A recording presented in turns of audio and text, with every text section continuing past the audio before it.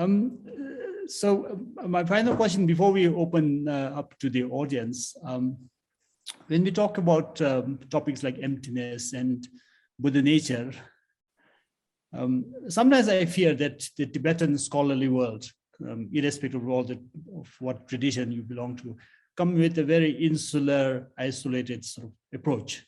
In that, for instance, when you talk about Hashang in Tibetan philosophical literature, Hashang is sort of presented as somebody who is nihilistic and almost a heretical teacher. But then we know Hashang probably represented the Chan form of Buddhism.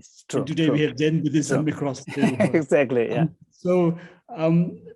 When we try to sort of think about Buddha nature, is it sort of, I want to get your opinion on this. Would it be possible that not only the Buddhists, including Tibetan Buddhists and Buddhists and so forth, but also even some of the other religious mystics, people like Gnostics from Christianity or Advaitintists from Hinduism, would they also be not able to, is there a possibility that they could actually experience Buddha nature? Just like the Tibetan the nature of mind. Yeah, that's a really good question, because even though the teachings like Buddha nature and emptiness are in the Buddhist tradition, but the Buddhist ideas of them are not are meant to be universal. The Buddha nature, the Buddhists are not saying Buddha nature is found only among Buddhists, or emptiness is applicable, relevant only to the Buddhists. So clearly, especially in the mystical tradition, I would personally say yes, because if you look at the idea of an immanent God and the spark within, and if you look at some of the Indian Bhakti traditions, beautiful poetry of Shiva being inside everyone, they are powerful. And essentially what the Buddha nature teaches us, for me at least, is that the basic nature of sentient being is goodness.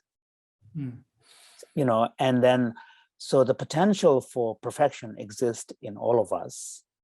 And so and one of the beautiful arguments in Rathagoda Vibhaga is that if there is no Buddha nature, then why is it that we naturally move towards happiness? Which I think is a very, very interesting argument. The fact that we are moving towards goodness, we're moving towards happiness, is so fundamental in sentient nature that it must say something very deep about who we are as a species. So yeah, I would agree. I mean, of course, as a Buddhist, I would still maintain that, to get to like Cholam, Tonglam, and Jorlam, then I think you have to have something similar to what like especially the teaching on no self has to be an important part of that. Well, thank you. As an authority, I want to get your not as an authority, as another scholar, because I think Tibetan Buddhist scholars ought to now open up to other spiritual traditions as well, and really study them more sort of carefully, and instead of just dismissing them as heretical views. And Chirupa, Mutikpa, Tibetans love to do that. Partly because in Tibet there were no Mutikpas, and that's part of the reason, because there was no one there to defend and fully explain the position. Yeah.